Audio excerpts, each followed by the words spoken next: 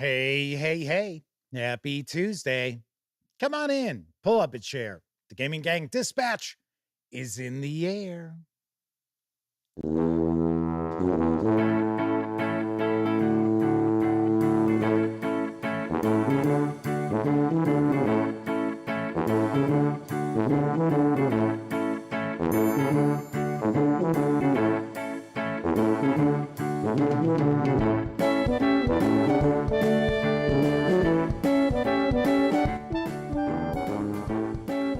Howdy, gang, and welcome once again to the Duct Tape Studios. I'm Jeff McAleer, your host, here at the Gaming Gang Dispatch, brought to you by, incredibly enough, thegaminggang.com, of which I happen to be the founder and editor-in-chief.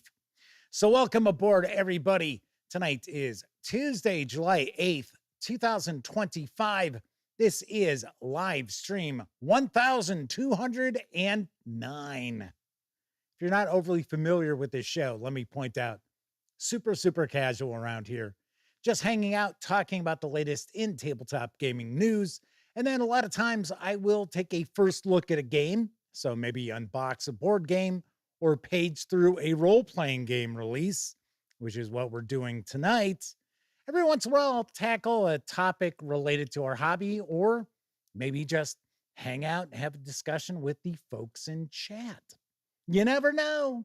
Well, I take that back. You do know, because I let you know ahead of time each and every stream day. So it's not like it's any surprise. It's like, oh, geez, really? But of course, when you're not watching videos on the Gaming Gang channel, be sure to visit thegaminggang.com for all latest in tabletop gaming news, reviews, and a whole lot more you are not going to find here on YouTube.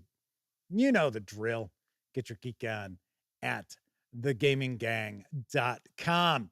So tonight, what we're going to do is dive on in, take a first look at The Darkest House from Monte Cook Games. That's right, we are in the midst of Monte Cook's Games Month.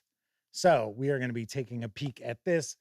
My understanding is this is a system agnostic horror book, and it's supposed to be a haunted house. So there's a lot of different rooms and things like that. There is a very extensive digital element to this also. So we're going to peek inside, check this out in just a bit. So, of course, if you are tuning in for that live first look, we always tackle the news first.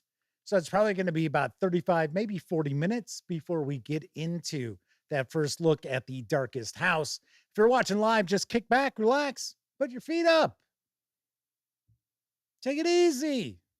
Of course, if you're watching this after the fact, maybe even on Memorex, there will be timestamps.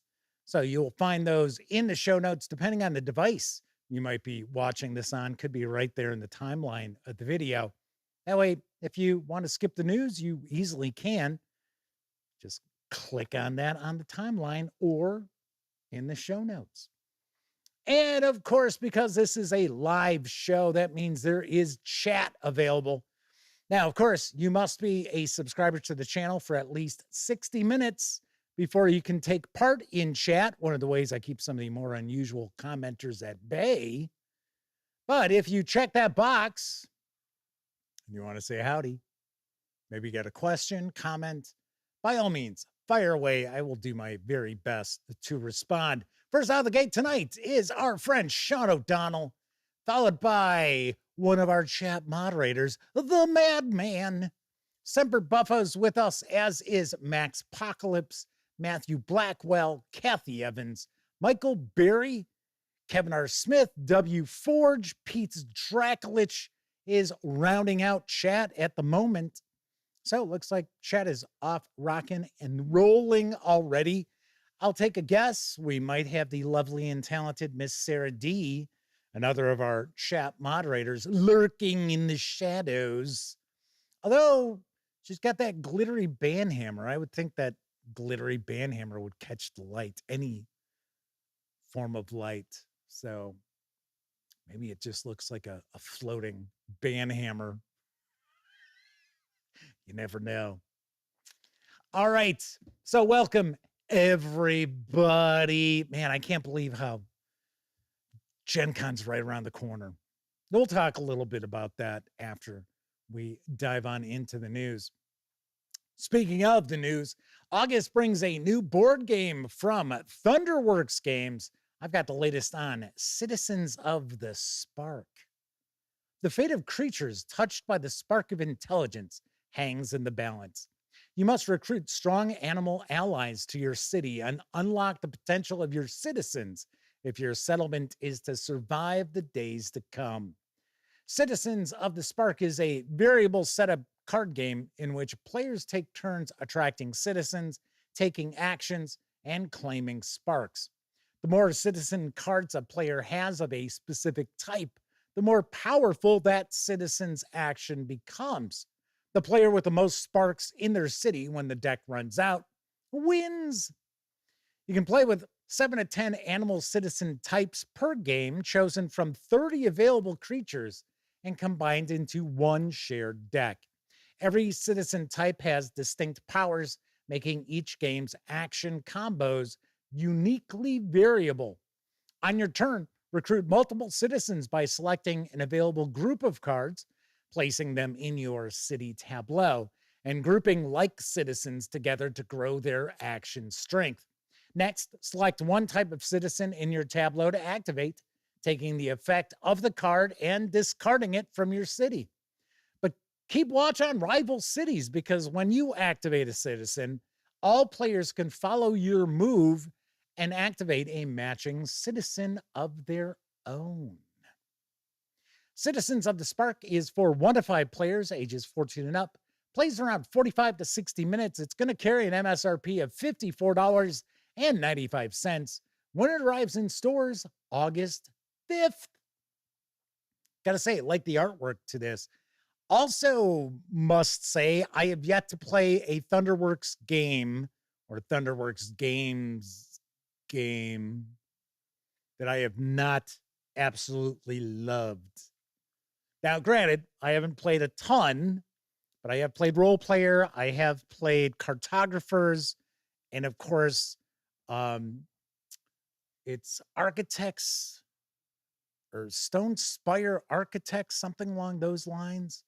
Really good stuff, really interesting stuff. And I do believe that this is taking place in a game world that is not affiliated with like Role Player, which many of Thunderworks Games titles are.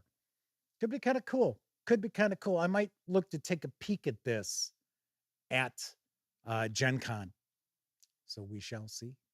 All right. We have Robert Santon joining us in chat. Welcome aboard. Moonrise Long, landing in stores this month from Free League Publishing, is the One Ring starter set Overhill and Underhill. Here's what I know. Not far ahead were dreary hills rising higher and higher, dark with trees. On some of them were old castles with an evil look, as if they had been built by wicked people. You're enjoying a rare, quiet evening at the Inn and Bree when a hunter joins your table to share a tale about a dark threat looming over the North Downs. However, you are not merely simple guests at the Prancing Pony. You're members of a company. It is your self-appointed duty to inquire about the bone-chilling dangers that might emerge from the houseless hills beyond. Are you ready to take the road to adventure? This new and beginner-friendly starter set for the One Ring tabletop role-playing game, based on the works of J.R.R. Tolkien, provides all you need to embark on your journeys in Middle-earth. Immerse yourself in a world set between the time of Bilbo's first adventure and the events of the Lord of the Rings, exploring the lone lands of Eredor and taking on the roles of characters whose stories are yet to be told. This box set contains condensed rules for action resolution, combat, councils, and journeys. The complete adventure Overhill and Underhill, bringing the heroes deep into the wild lands of northern Eredor to face a dark threat. A large full-color map of Eredor with a combat diagram on the back, as well as beautifully illustrated cardboard stand-up figures for player heroes and adversaries, and 5 pre-generated and illustrated player heroes. You'll even get 2 D12 feat dice and 6 D6 success dice, all engraved with custom symbols. This starter set will carry an MSRP of $34.95 when it arrives in stores on July 31st. And why in the world do we have Space Penguin ink popping up? I tell you, I thought I went through all this to make sure that all of this was right. I tell you. Of course, what can I tell you? It's a live show. There's always something getting screwed up. I did actually utilize some of the artwork from other One Ring releases because there actually isn't hardly anything out there for you to see as far as this starter set. Now, I do also believe that we will have a Lord of the Rings role-playing starter set. So that's going to be kind of cool. And of course, we are looking at a Gen Con release for this. Hopefully, because, usually at Gen Con, there's always something that goes wrong for some company. Hopefully it's not Free League Publishing this year, but they'll have like a Gen Con release and then the shipment doesn't get there. So we will see. And I do believe we will have an opportunity to take a peek at both of these starter sets. So stay tuned for that. Moving right along, there is a Dark Eye role-playing bundle that has returned from Ulisses Spiele and Bundle of Holding. I guess I should say it is the Dark Eye. I got the deets on the deal. Adventurer. Bundle of Holding has resurrected the June 2023 Dark Eye Mega Bundle featuring the English language edition from Ulisses Spiele of the leading German tabletop role-playing game of heroic fantasy, The Dark Eye. In continuous publication since 1984, The Dark Eye is Germany's premier fantasy role-playing game. As a virtuous knight, elven ranger, or erudite mage, you'll rebuild the war-weary Midden Realm, marvel at the lands of the Telemedes, discover lost ruins in steaming jungles, or drive back the evil of the Shadowlands. Rescue innocent victims from cults of the Nameless One, navigate labyrinthine intrigues at the court of the Empress, or defend border cities from the Orc Storm. Especially useful for players new to the game, this revived June 2023 Mega Bundle gives you everything you need to start exploring Aventuria, a rich and believable setting inspired by Europe's medieval lore, forbidding landscapes, and fairy tale castles. For just $24.95, you get all 10 titles in this revived offers player collection, which has a retail value of $116, as DRM-free PDFs, including the complete The Dark Eye core rulebook, plus the character sheets pack, figure flats, deluxe character sheets, and free quick start rules. The Aventuria Armory and Armory of the Warring Kingdoms, the Magic of Aventuria Sourcebook, the Aventuria Almanac, and the Aventuria Map Set, and the introductory solitaire adventure Conspiracy of Mages. And if you pay more than the current threshold price of $40.45, I'm going to take a guess it's probably changed, probably gone up a few cents. You'll level up and also get this Revival's entire Game Master collection with 12 more titles, worth an additional $137.50, including the invaluable Aventuria Compendium and its compendium figure flats, the Aventuria Bestiary and Gods of Aventuria sourcebooks, all 6 colorful scenarios in the 392-page Theater Nights campaign. We have White Lake, Blue Tome, the Black Forest, Green Platoon, Silver Guard, and Red Choir. plus the companion sourcebook Legacy of the Theater Knights, as well as the Dark Eye GM screen with its Inns and Taverns booklet. That's a lot going on there. These savings will run through July 23rd. I know a lot of people out there are curious about the Dark Eye. I had reviewed the core book, and I think the setting is interesting. I didn't care for the mechanics. It's kind of, I don't know. The way I sort of look at it is, for some strange reason, in the, I don't know, late 80s, early 90s, there was a movement to try to make your role-playing games as complex as possible, especially in Europe. And I find it really weird because you actually roll 3 20-sided dice. Yeah, it's just a little too much going on for my personal liking. So, oh, there you go. Kevin R. Smith says, what? You don't like rolling 3 ability checks for every skill check and spending meta currency? No. No, I don't. I gotta be honest. Dark Autumn Scribe is with us in chat. Max Apocalypse said that starter set for the One Ring looks tempting. Yes. W4 asks, I wonder if the Dark Eye is still being supported. I don't know. I'll tell you what, the Magic book took years. Took years to get the English translation out for. And I know a lot of people were very upset that it had taken so long. Sharon Down says they'd level up, just get the Theater Knights adventures. That was another campaign that took a while for Ulisses Spiele to finally complete. But as far as how well it's supported, I don't know. I think it still does well in Germany.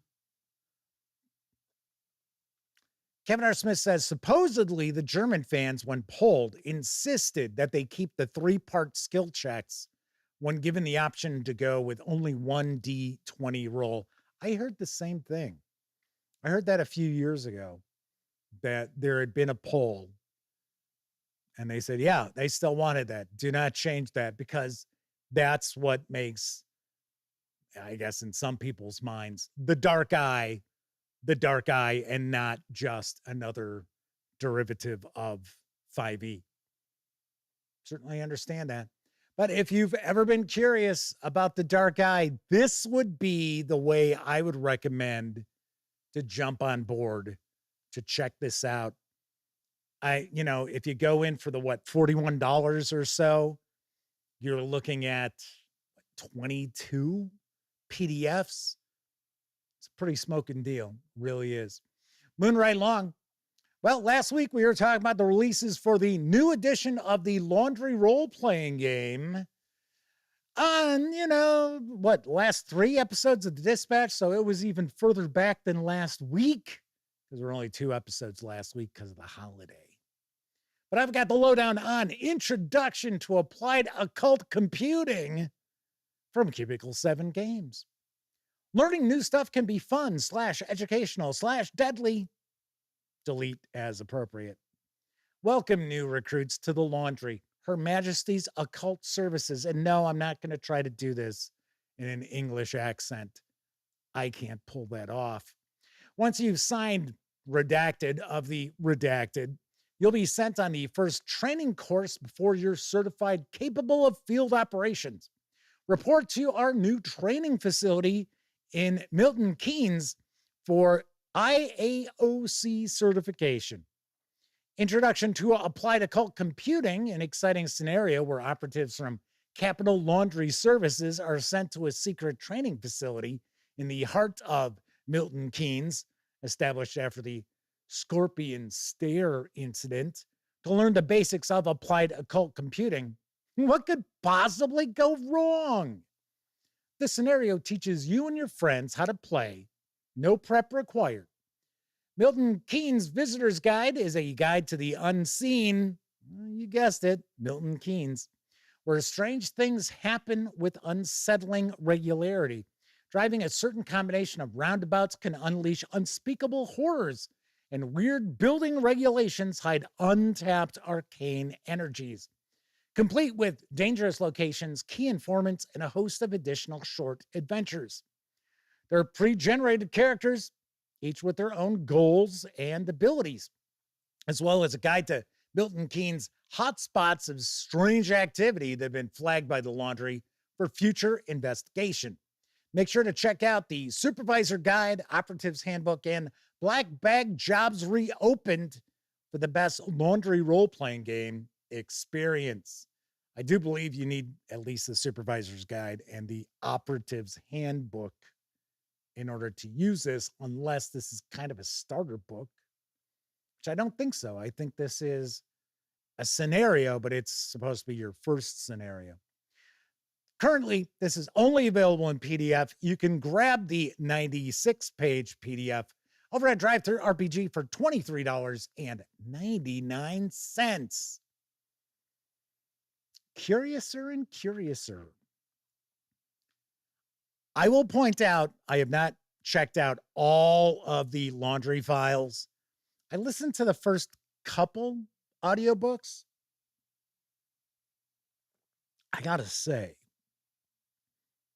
I like it better than Rivers of London, though.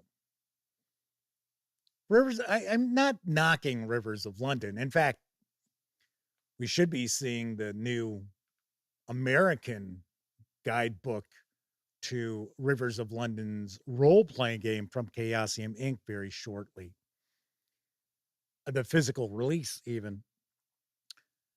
But I don't know. To me, and once again, I listened to a couple of Rivers of London audiobooks, and they just felt kind of a little too much like regular urban fantasy / horror. I don't know. Like I said, I'm not knocking Rivers of London. I just enjoyed the 2 books of the Laundry files a little bit more. Chris Lundgren is with us in chat. Let's see. Kevin King is also joining us. Welcome aboard. Sean O'Donnell says they're partway into the second Laundry Files book. Holy Lord, dump Batman. Very cool stories. The second book is shaping up really well, but that first one suffered from a ton of unnecessary info.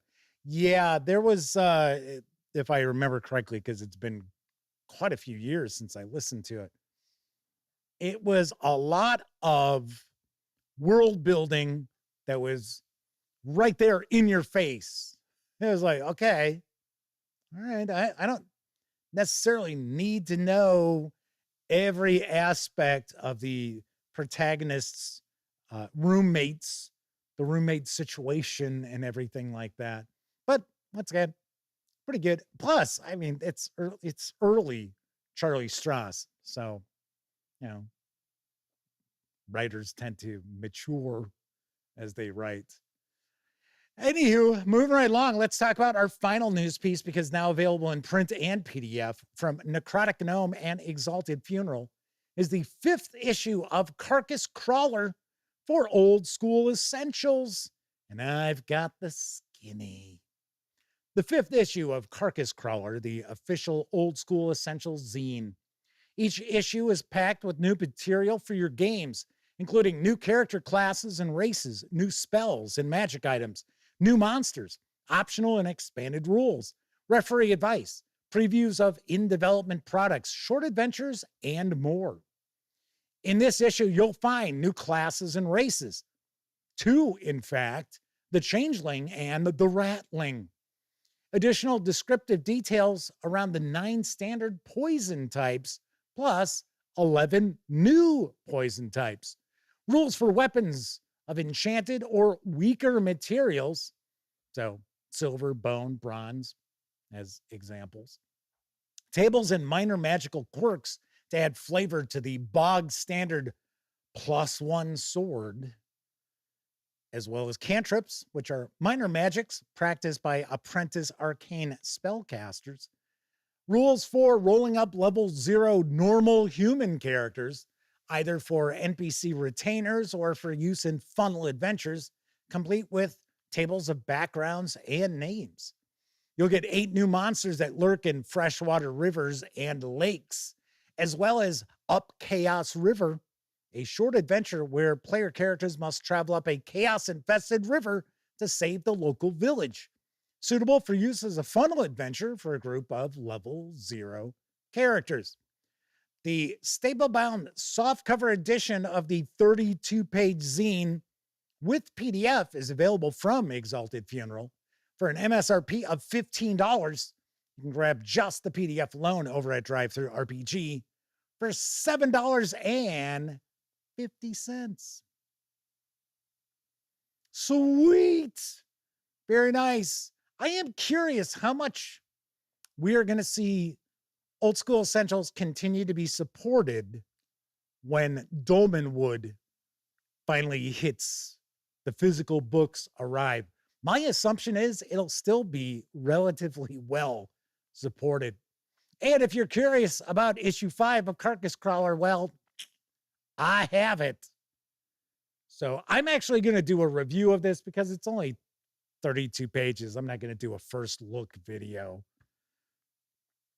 Very nice. So stay tuned. I'll have this review out relatively quickly. So there you have the news for tonight. Of course, I was talking about Drive-Thru RPG. Don't forget, the Gaming Gang, thus the Dispatch, is affiliated with the One Bookshelf sites. So if you're going to go visit Drive-Thru RPG, Storyteller's Vault, Dungeon Masters Guild, Wargame Vault, any of those One Bookshelf sites, please stop by thegaminggang.com first. Click on one of our banners. That way, if you happen to make a purchase, I get a small portion of that sale.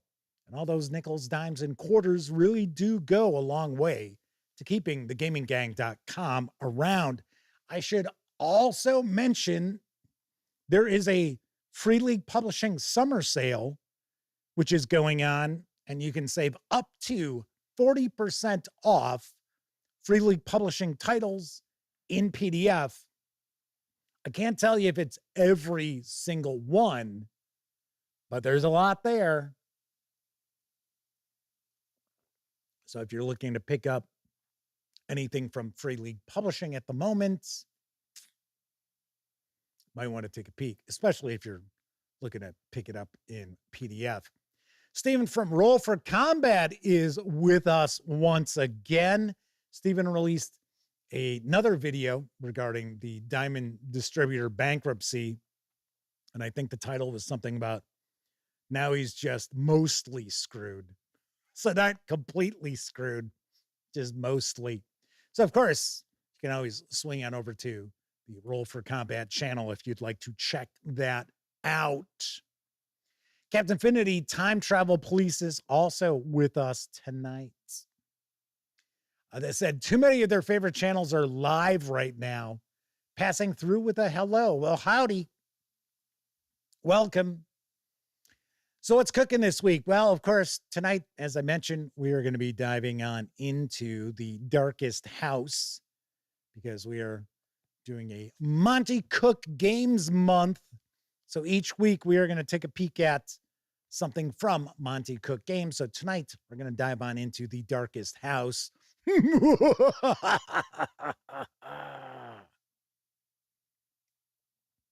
Tomorrow night we're going to take a peek at Weird Heroes of Public Access. Dun, dun, dun. Remember I told you I had a package coming from Exalted Funeral. This is in the mix. So we're going to take a peek at this tomorrow. This is from Get Haunted Industries by way of Exalted Funeral. And then on Thursday, we're going to dive on into Lancer. This is the latest edition of Lancer. This is from Massive Press and Dark Horse of Dark Horse Comics fame. The big old volume. So that is on the agenda for Thursday. Yes. There's a particular viewer out there who's going to be very excited about that. Lord Cost 2000 has popped on into chat also. So as I mentioned, I'm kind of surprised at just how close Gen Con is. Now, you might be wondering, well, Jeff, are you going to go to San Diego Comic-Con? I am not. We have passes. We have a hotel room. I don't have the budget. I just don't. So, as I always explain, Gen Con matters to the outlet, right? Sometimes I work some deals out, get some advertisers. Of course, we usually get a good amount of stuff to take a peek at, do reviews of. Comic-Con is just outlay of cash. That's all it is. I have a good time, don't get me wrong, and we go to some pretty wild parties. But it's just one outlay after another, after another, after another. So I did inform my brother I was not going to be going. Elliot was not going to be able to go. And it's going to be my brother and his buddy David, who I'm friends with as well. So they're going to go. And my brother has a pass. So I already got his pass set up. And I would have actually given my pass to David, but it's too late. It's too late for me to change it because it starts in a couple of weeks. So if you were curious, no, I am not going to Comic-Con. And it's fine. It's okay. When it rolls around, I'll be like, oh, boo. Oh, I wish I was going. But at the moment, I'm like, it's fine. But as far as Gen Con goes, I have been working on setting up my interviews, which what I try to do is I try to set up 3, maybe 4 a day. I don't like to go more than that because Elliot's my cameraman.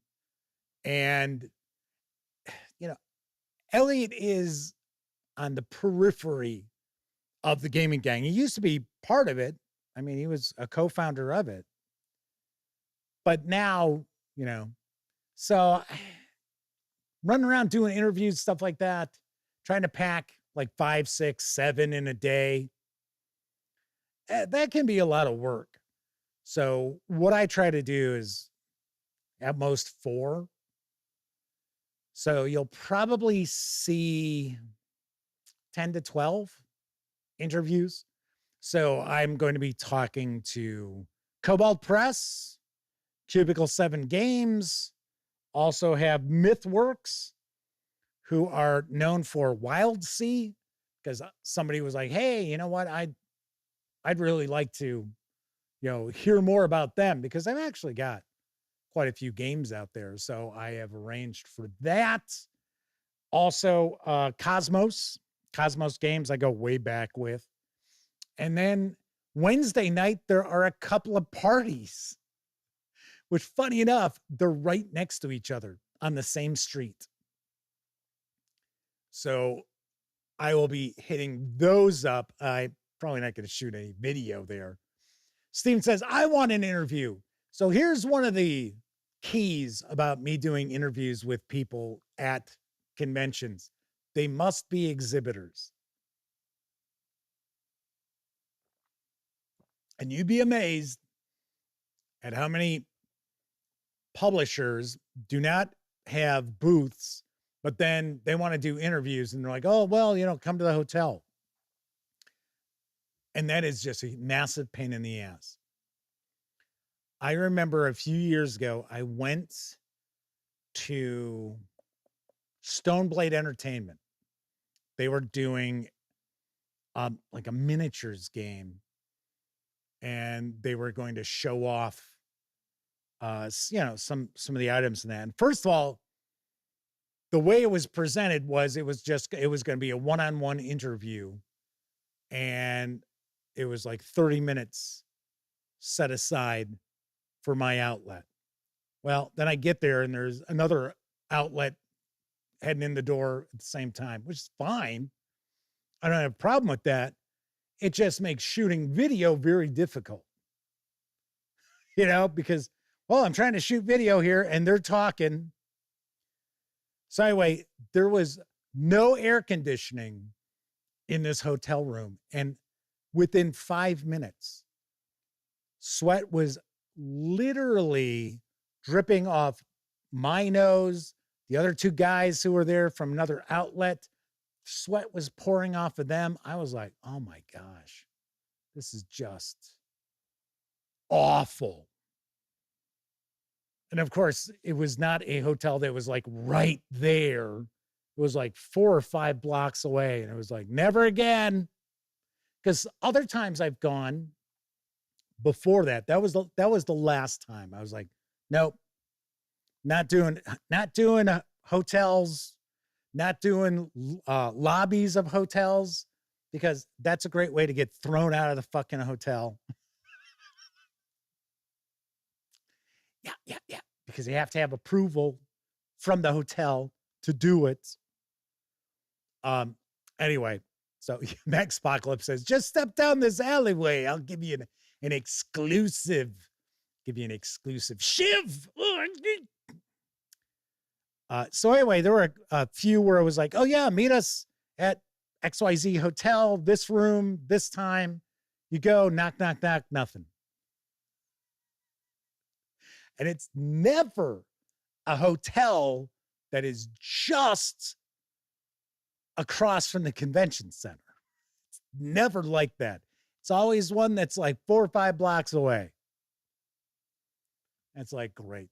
And of course, what we would normally do is we'd schedule our interviews, in kind of like in blocks.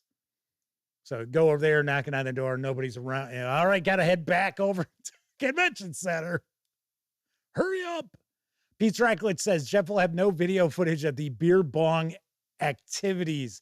I've never seen beer bong activities at Gen Con. Steven says they have a booth, 1949A. Nice. Well, Steven, shoot me an email. We'll set something up. Pretty cool. Hey, I should also mention, Elliot might be showing up with me on Wednesday. If you've followed the gaming gang, Elliot's going. Like I said, he does the camera work. He stands there and holds the monopod so it doesn't get knocked over. That's what Elliot does. Which is fine. I mean, which is good. I need him to do that.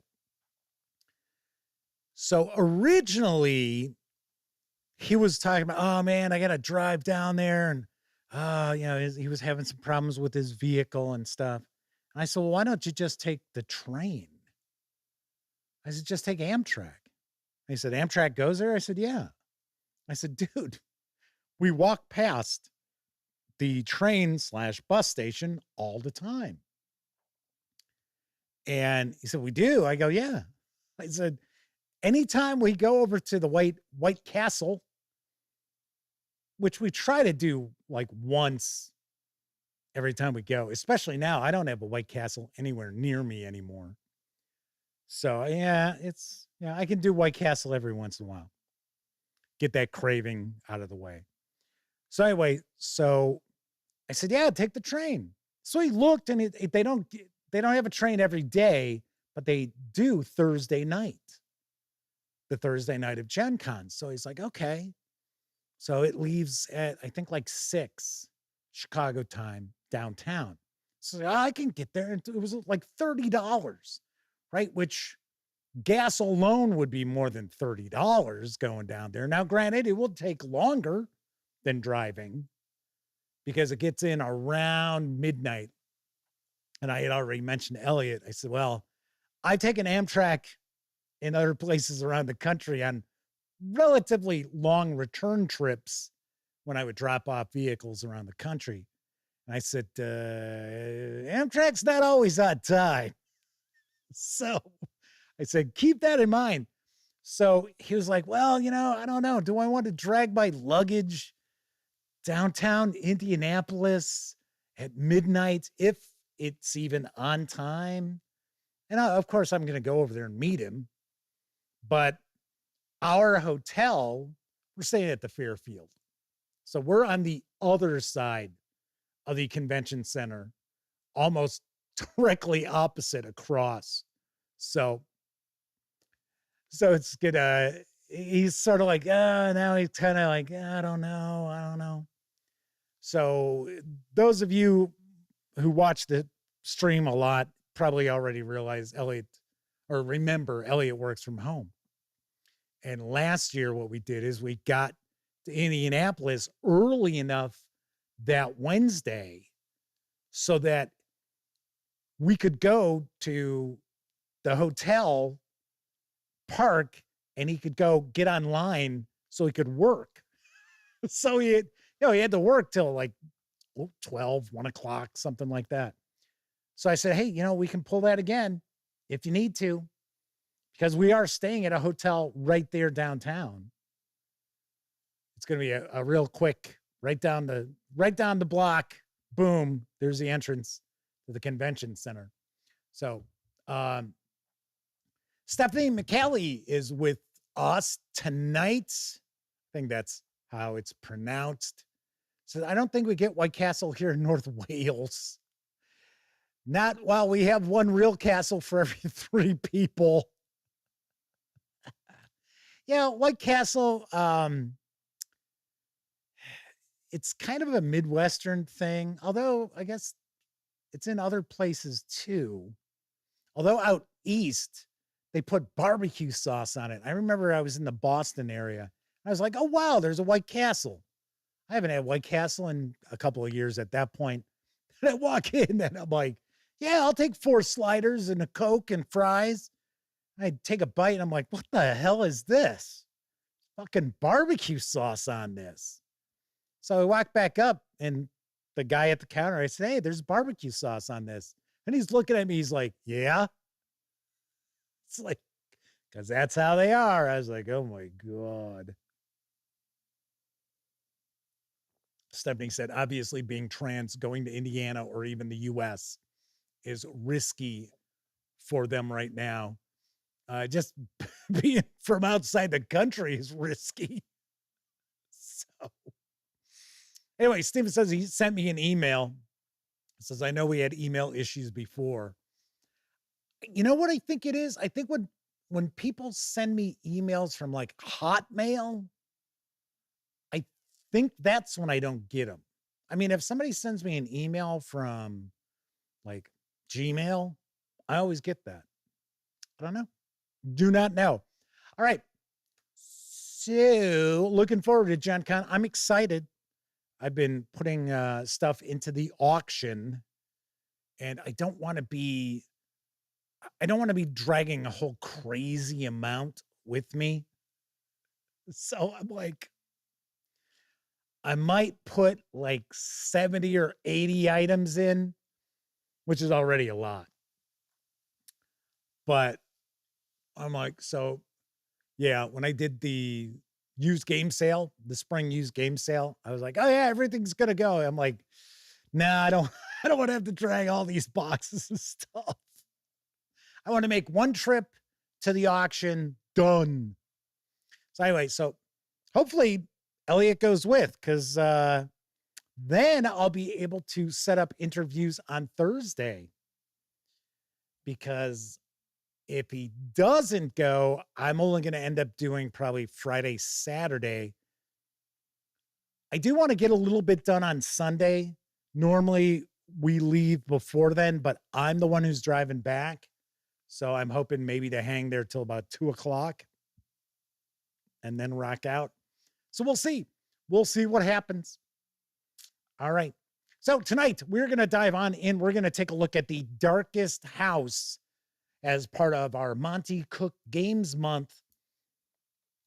But of course, I forgot to mention ways that you can support the Gaming Gang if you happen to like the outlet, if you like the channel, if you like the website. Of course, you can make a one-time donation by way of PayPal. Hell, you can buy me a 2-liter bottle of soda. Oh, that's wonderful. Big thank you to Spencer Lee and Agile Monk for extremely generous recent one-time donations. And of course, I want to give a shout out to all of our Patreon members. Now, we've got at the $5 level, Gustavo Cavalho, Jason Lahman, Kubal, Kevin R. Smith, Mary Smith, Sean O'Donnell, Max Apocalypse, and Talzek. Our $10 members, Dan Webb, Game Cat, Pete Strakulich, RPG Munch, Testy Trekkie, and Tier 2 DM, as well as our $25 levels members, Agile Monk and the Madman. Much appreciated, everyone. Thank you very, very kindly. All right. So as I mentioned, we are going to dive on in. We're going to take a look at the Darkest House. But first, I think it's time for a brief intermission. It's intermission time, folks. Time out for a delicious snack in our sparkling refreshment building. Every item a fresh, appetizing taste treat. To add to your enjoyment of the movies, we offer cold, refreshing, full-flavored drinks, choice popcorn, freshly popped, crisp and tasty, and richly coated, taste-filled candy bars that are sure to please you. Yes, there are many good things here for your pleasure. Enjoy them. Here's a quickie quiz. Question: what's the most popular sandwich everywhere? Hamburgers. And where do we get the best hamburgers? Here at our refreshment stand. Our hamburgers are made of selected inspected meat, seasoned to perfection, cooked just the way you like them. How about a hamburger? Oh, through! Right now. You wouldn't think I fixed this place up all by myself. I laid the bricks. I did the carpentry. I did all the wiring myself. I even did the plumbing. You know, when I started this, I didn't think I'd ever be able to finish it. I think I just finished it. For a free copy of the booklet, Fixing Up Your Home, write to HUD, Washington, D.C. 20410, or see your local FHA-approved lender. What's the greatest jet prop airliner ever designed? Remco's Flying Fox, with real motor-driven jet prop engines. The giant cockpit with dual controls has room in it for 2 kids to control every action of the plane. In the air above the cockpit roars the mighty Flying Fox airliner. The engines are revved up separately from low to high speed. Hear that powerful jet sound get louder and louder as you rev her up. While flying, you retract the landing gear. You yourself make the plane climb, bank, dive, and turn in flight, while cockpit instruments keep you on course. For night flying, switch on the red and green wing lights and blink them. Kids, fly Remco's Flying Fox jet prop airliner for the greatest thrill of your lifetime. Only $14.98. Remember, every boy wants a Remco toy, and so do girls. We switch you to the state capitol, where His Excellency, the Governor, is speaking from the Executive Mansion. Further, I have, in conjunction with the federal government, declared this state to be a disaster area.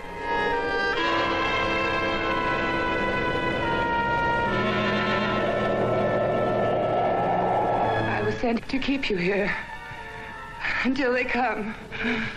To kill me.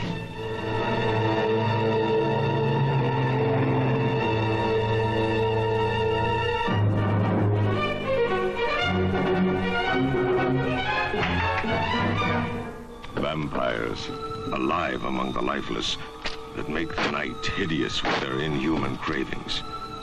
If they are not destroyed in the flaming pits of hellfire, or staked to the ground in the light of the sun, will the unbelievable become real?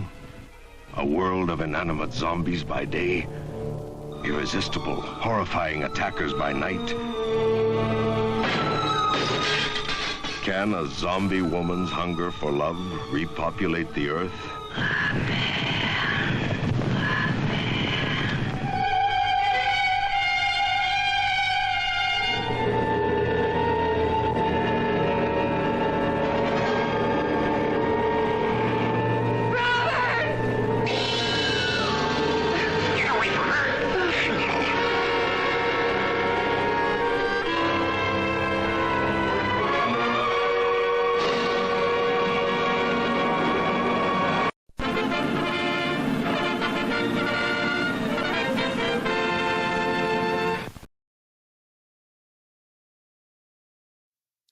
The Last Man on Earth. It's actually my favorite Vincent Price movie. Yep. And I Am Legend is my favorite Richard Matheson book. Really, really good. So highly, highly recommend that. And I see Pete Stracklich is on their way out to the movies. Well, when they get back, they don't have to go look on Tubi for The Last Man on Earth. It is on YouTube. Pretty easy. Oh, and I should point out, Stephanie's hanging out with us. You may have seen my review of Nightmare on the Necropolis Express from Stygian Fox. Good stuff. I like this adventure.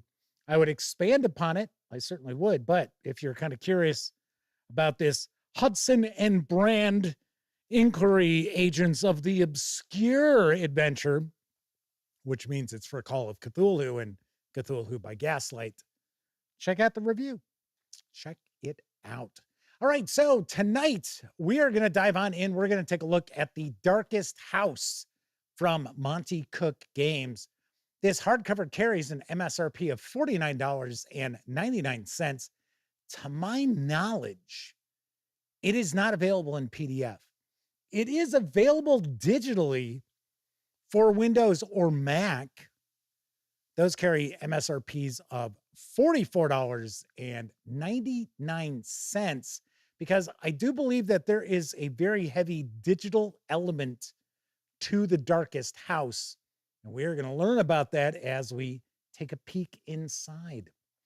Max Apocalypse says, oh, nice. I've never seen The Last Man on Earth, nor read I Am Legend. Got some homework now. Yes, you do. Have to say, I Am Legend is a far more mature book as far as like science fiction was in the 1950s. You might be a little surprised.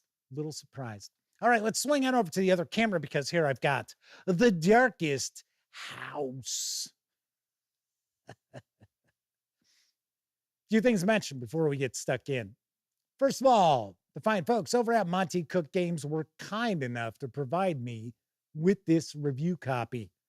But neither I nor anyone else affiliated with the gaming gang has received any other sort of compensation for me to share this coverage with you. It's important to know that. We're also not going to look at each and every page of the book, but I do want to give you a good feel for what you're going to find inside. And then this is supposed to be an adventure location. So it's supposed to be a haunted house. And I believe a lot of the entries here are rooms to the house. So I don't think you would use all of these rooms in a haunted house. But if you are a player and your game master has picked this up, because keep in mind, this is supposed to be system agnostic, or maybe it's for 5e, to be honest. But I thought it's supposed to be system agnostic. We will we'll be taking a peek. And Stephanie is saying, thank you for reviewing Necropolis Express. I got more. I got 2 more adventures you sent me. So everybody stay tuned. So let's take a look at the back here. A descent into horror for the game you're playing right now. Oh man, that font is small. I mean, here, not that. I mean, that's fine. That house on the outskirts of town, sitting empty behind a crumbling wall. The one people whisper about. The one that has gone unlived in, I couldn't make out unlived, for years. Sometimes a few hardy souls creep in, it is said, to see what treasures or secrets they can find. Most find nothing, just an empty old house. Some return shaken. A few don't return at all. Max Apocalypse says the squinting of Hill House. Yeah, that was the Shirley Jackson sequel, I believe.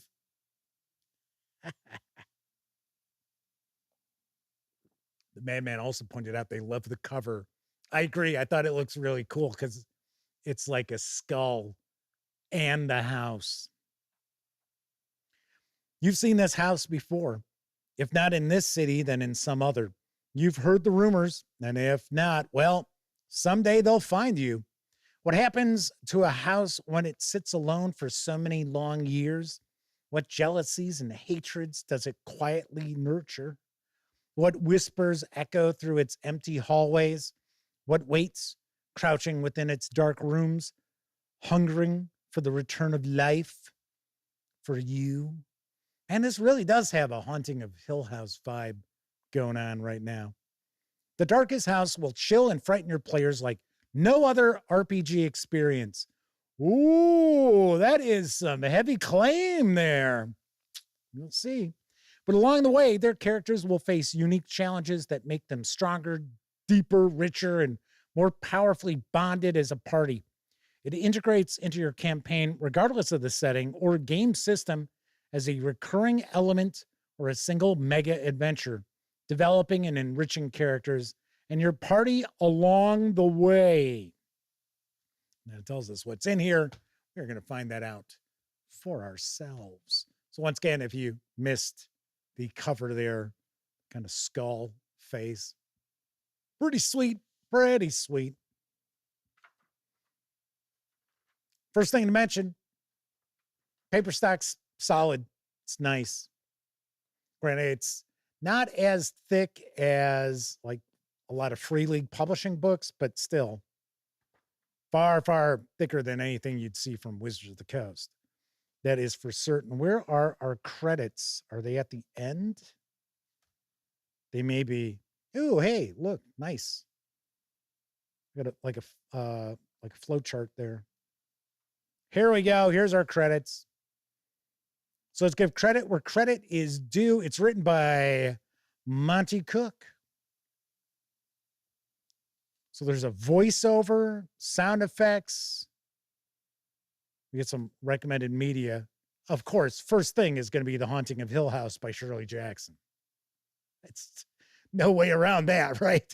Pretty obvious. Okay, I would think The Shining is probably another that it's probably inspired by. Okay, so we'll get an introduction. We get the house system, the truth and lies we bring with us, the nature of the house, running game set in the Darkest House. And then we get into the rooms. So it looks as if, man, there are a lot of rooms here. And then there's even the original house at the end. We've got some appendices as well. The house invites you in. The house hates you. The house wishes to be left alone. The house is lonely. The house is in pain. The house wants your pain. The house hates you. All houses in which men have lived and suffered and died are haunted houses. Mary Roberts Reinhardt, The Red Lamp. So we have some info about realism and the Darkest House. Let's see. Let's check out the introduction here. Because funny enough, I don't think that a lot of people know about the Darkest House. They don't know exactly what it is. And I think the fact that there's purchases for Windows and Mac throws people off as well. W4 says, I have to admit, I don't like black background pages. It's a literal fingerprint magnet. I don't tend to like light on dark because it actually, after a while, starts to get like fatiguing for at least my eyes. I know some other people out there have said the same thing. Haunted house. The term conjures instant images of spooky, old, rundown houses with a ghost within. Side note, when we were kids growing up in Chicago, on our street, there was a house that we all thought was haunted. And then there was a house across the street from that, which we learned was haunted. Dun, dun, dun. Creaking floorboards, strange moaning sounds, objects moving on their own. The ghost wants something, probably something that will put it to rest, leaving the house once again at peace. It's If that's what a haunted house is, then the darkest house is not one. Certainly, there are spirits of the unquiet dead here. There are old floorboards, strange sounds, and maybe even objects that move on their own. But the darkest house isn't a house with a ghost in it. There aren't angry or evil spirits tainting an otherwise mundane location. The house is the haunting. If there are angry, pained spirits denied an eternal rest within the darkest house, it's the house inflicting that upon them, not the ghosts affecting the house. Very interesting. The house is the true villain of this story, not the things within it. The house has an origin wrapped in pain, longing, and misery. You'll learn that story eventually, but know that even the story is a lie because the house has always existed. The house is older than most of the worlds it intrudes upon. Perhaps it is an infection that spreads throughout the worlds. Perhaps it is an entity constantly worming and seeking its way into new universes. Or maybe it is older than all worlds. Perhaps it is not some malady affecting the many worlds, but rather the soil in which all worlds grow. Perhaps the worlds need the house somehow. Perhaps it is where they store away their own pain, emptiness, and misery. This is pretty sweet. Kevin King says, landing page 4, Monte Cook Games says the print version of this is out of stock. You know, I saw that too, and I thought that was kind of weird because they sent me a copy. It's not like I've had this for months. I had it like, 2 weeks? I would take a guess it's getting a new print run. The mood of the darkest house. What the darkest house is, it's the descent into madness. It's old traumas and emotional scars. It's the fear of death and what we're afraid might come afterward. It's a bit of Clive Barker mixed with a little Shirley Jackson. Yay, Shirley Jackson. With a bit of House of Leaves. It's one's own inner demons given substance and life. It's slow, creeping horror that comes upon you with a lingering dread, building slowly to a dark crescendo. It's the monster you can't see, but you strongly suspect is there in the shadowy darkness. It's the implications of terrible, difficult choices. It's Sarah D. lurking in the shadows with her banhammer. Kevin King says it appears to be intended for online play. So I suppose print is just an indulgence in this case. That was something that I had heard as well, that this is designed to be used with any virtual tabletop. Once again, that is a pretty bold claim. So it looks like we've got a bunch of various different quick response codes.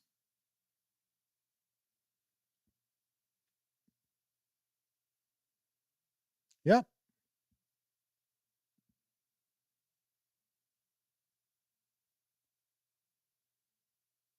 So there's quite a lot of downloads that are for players.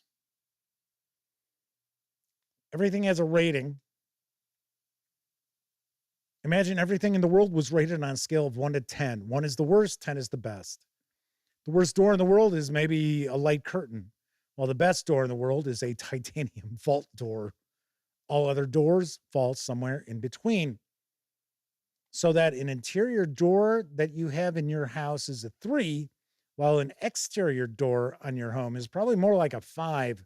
Really sturdy iron door might be an 8. So when I say everything, I mean everything, not just objects, but actions, characters, creatures, and entities. So there's information about converting player characters.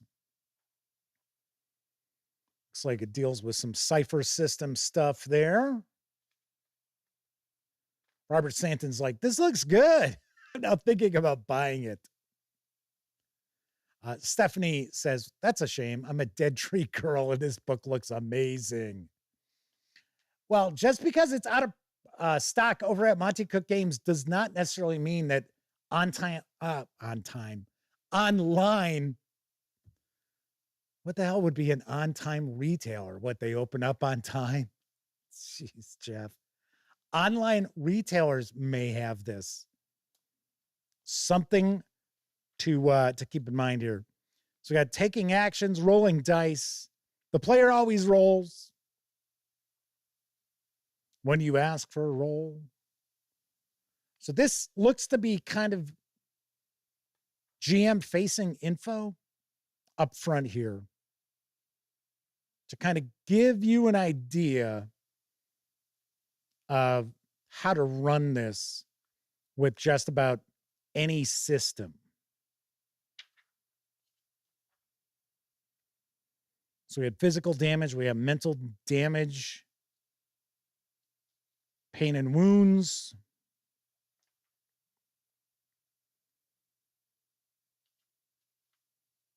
But I think it's kind of an interesting approach where you're trying to kind of, I guess the way it's being presented is more along the lines of the feel of how your conversion to your system should be, as opposed to, oh, well, this is going to be exactly how you would utilize this for Call of Cthulhu.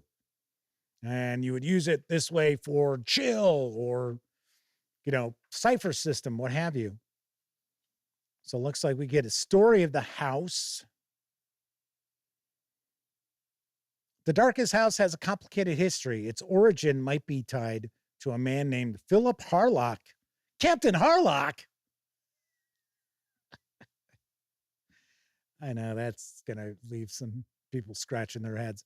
It might be tied to something far older, perhaps even something primal in the multiverse, or it might be a combination of all such things. Yeah, all right. Reasons to enter the house: treasure, lore, curiosity, pursuit. Stories within the house.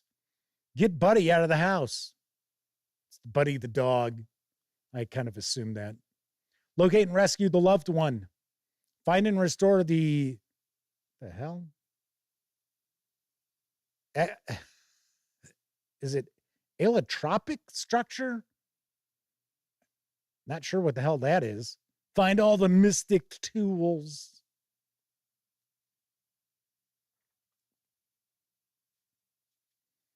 Artwork's very solid throughout so far. Liking it.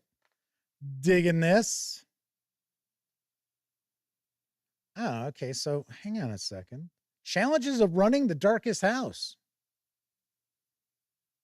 Interesting. Running a scenario that's a bit different from the norm poses challenges. Yeah, I just reviewed the Paranoia core book. That's a game that could be challenging for players if they don't embrace what it's all about. That's for sure. Running a game online poses challenges. Running a game high on mood and atmosphere poses challenges. The Darkest House does all these things at once. So you have players struggling to get into the spirit of the house. Hey, no pun intended. Players resisting the character building parts of the scenario. Players or characters nervous about exploring. Players feeling frustrated. Players disliking the conversion.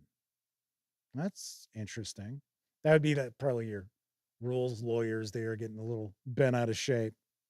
The house can be difficult and deadly. So we have some tips and techniques. Here we go. Now we are going to get into the rooms. And I think they're broken up by sections. Because here we got this, that, this. So 5. It's like 5. There we go. Sections of the house. First thing you might notice is there's no map of the house. What? Well, that's because instead there's a flow chart. It shows how the rooms connect to other rooms, which can sometimes be non-intuitive and is frequently non-linear. In other words, the interior layout of the house makes no sense if applying Euclidean geometry. Piece together all the room maps, and you'll just have a jumble. Cool. So we have the pater. The pater section of the house is cruel, domineering, and distant. The mater section of the house is cloying, smothering, and emotional. The sorer section of the house is sly, deceptive, and vindictive. The freighter section of the house is jealous, angry, and violent. And the amateur section of the house is mysterious, withholding, and untrustworthy. And then it says, lastly, the original house contains some of the answers to the questions raised elsewhere in the house and holds the keys to severing the house from the PC's world. Huh, cool. All right, so here we have, looks like, so we got the room with the hidden elevator. It's like we had a little read aloud and certain just items of interest. So we get the overview, the elevator itself. If you're going to the gallery, to the library, to the storeroom of sorts, and moving farther. It's pretty wild. The interior courtyard. I used this artwork in our tease. The gallery. And then I do believe the vast majority of the page space here is devoted to these various different areas. Looks like we've got, once again, we've got the QRCs here. Some are audio prompts, I think, sound prompts. Oh, geez. The monstrous infant. Caring for the monstrous infant. Destroying the monstrous infant. It's Rosemary's Baby.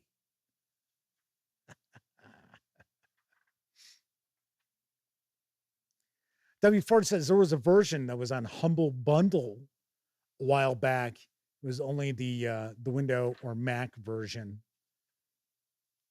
Cool. The cat menagerie. Wow. Empty bedroom. This really looks fascinating. And like we've pointed out, this really is designed to be an interactive experience. I wonder if playing at the game table sort of deflates some of the online, I guess we'll say resources. I don't think so. I think it would just really provide some additional, what would be the word I'm using? I think it would really help drive the story home with this. So this is the original house, I think, that we're taking a peek at. Then we've got the appendices. This is the remnants.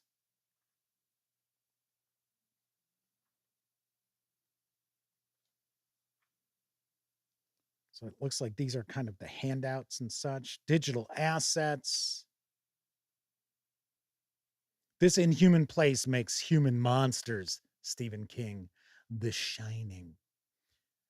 You know, one of my favorite books is Dance Macabre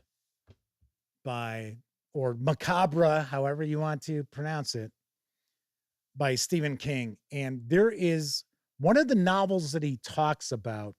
So this would have been from the 70s, and I don't remember the title of it, is about these neighbors, and I think they're in a suburb of Atlanta, that watch a house built next to them, and the house is evil. And everyone who moves into this house, terrible things happen. It sounded pretty interesting. It sounded kind of cool. I can't remember what that book was. Right, so that is a peek inside The Darkest House from Monte Cook Games. As we've found out, it is not available over at the Monte Cook Games website at the moment. It very well could be, at least the physical book here, could be available from online retailers out there. I almost said on time again. The on-time retailers.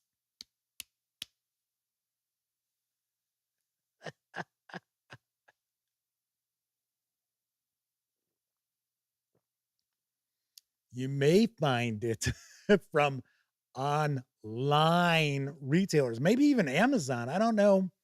Off the top of my head, I don't know if Amazon carries Monte Cook Games releases, but it does carry an MSRP of $49.99. You can still get the Windows or Mac versions. Those carry MSRPs of $44.99. And of course, stay tuned. I will have a review in the not too distant future. Mark Hawkswell is with us tonight. Welcome aboard. Very cool. So once again, tomorrow we are going to take a peek at Weird Heroes of Public Access. There are a few people out there who know about this in chat, and they said this is really cool. So that is why I reached out to Exalted Funeral. I was like, hey, I think some folks would probably like to see this. So that's on tomorrow's show. And then on Thursday, we're going to take a peek at Lancer from Massive Press. I think it's Massive Press, not Massive Games. So that will be on Thursday's show. Yes. All right. That's it for this time out. If you like the video, by all means, please give it a quick thumbs up. Subscribe to the Gaming Gang channel if you haven't already. And if you do subscribe, don't forget, ring that bell, because it'll not only let you know when the Dispatch streams live Tuesday, Wednesday, and Thursday evenings right here on YouTube.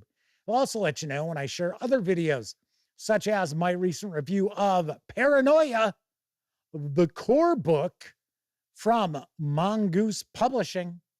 And I liked it. I believe it takes a certain type of GM and certain group of players to get the most out of it, but I definitely like this new edition, or newer edition of Paranoia.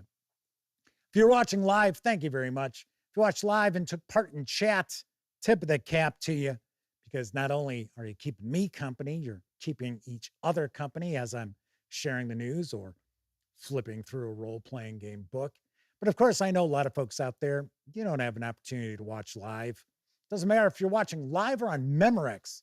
Thank you for taking time out of your busy life to watch any of the over 2,200 videos here on the channel. Thank you kindly. Everybody enjoy the rest of your morning, afternoon, evening, whatever time of day it is in your neck of the woods. Once again, I'm Jeff McAleer. Thanks for watching. And as always, I certainly hope every one of you gets to enjoy plenty of great gaming with your gang.